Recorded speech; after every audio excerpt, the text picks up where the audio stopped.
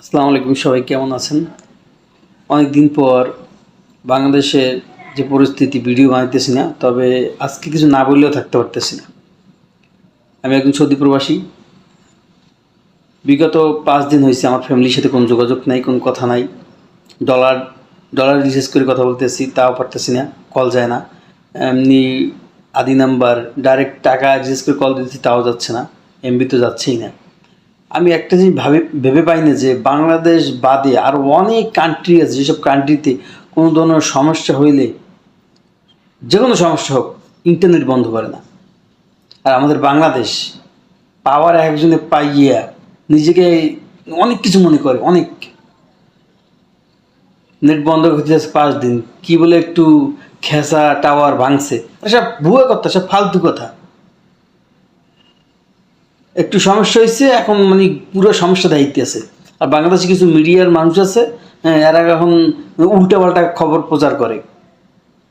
আরও শুনছি বাংলাদেশে নাকি পুলিশ মারা গেছে, আর অন্যান্য বাহিনী মারা গেছে, যারা মারছে তাদের বিরুদ্ধে মামলা হইবে, আরও অনেক কিছু, তাদেরকে বিভিন্ন ধরনের হুমকি দামকি। আরে ভাই, আমাদের মতো হয়তো তাদের পাশে আমি নাই, আমি তো একজন ছাত্র ছিলাম কোনো এক সময়। তাহলে বাংলাদেশের যে হাজার হাজার শত শত যে ছাত্রছাত্রী, রাস্তা নিরীহ পথচারীগুলা মারা যাচ্ছে, এই বিচারগুলো কি করবে? হ্যাঁ, এই বিচারগুলো করার মতো কি শুনিও না, আর কেউ বলেও না যে বিচার হইবে। আমাদের বাংলাদেশের খবর ইন্ডিয়ার মানুষে প্রচার করে। আর আমি এই সৌদিতে বসে সৌদির বাংলাদেশে কী হয়েছে আমার জিজ্ঞায়। আমি কইছি, দেখ আমাদের বাংলাদেশে বিভিন্ন ধরনের সমস্যা নিয়ে এই গেঞ্জামগুলো হয়েছে। ও কইতেছে মাফিক হয়েছে। বাংলাদেশের সরকার প্রশাসনের নামে বলে, ওরা বলে ভালো না, এটা সৌদিরা বলে। যাই হোক, এইসব ধরনের গুজব শুনতে আসি। আমি প্রবাসীদের পক্ষ থেকে সবাই বলতেছি, আমাদের যত দ্রুত সম্ভব আমাদের ইন্টারনেট চালু করে দেন। আমাদের পরিবারের সাথে কথা বলি, তারা কীরকম আছে, কীভাবে আছে।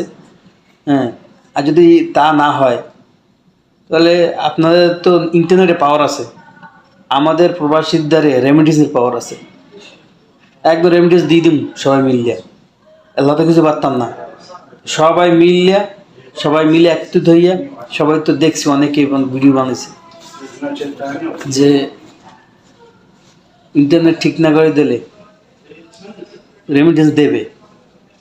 আমরা পাড়ামো, এক জম্মে রেমিটেন্স পাড়াই দিব একদম।